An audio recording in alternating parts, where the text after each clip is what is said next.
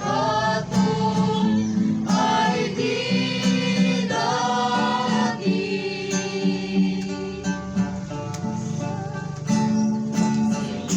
Sisikap lumasambong mga kasiyahan,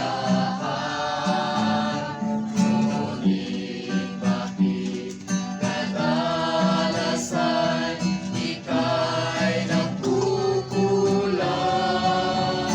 May tinig na nagsasabi, huwag magpatuloy.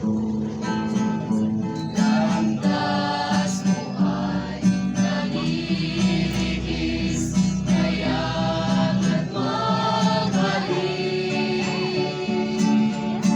Tunay na bundok at karagatan ay mapagkukupihan, ngunit sa Diyos ay walang buong na di mahahayag. Ang buhay ba na nilalandas ay ligtas sa kamatayan?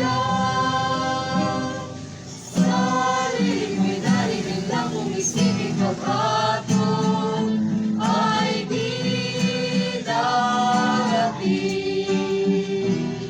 Sa Diyos walang limit.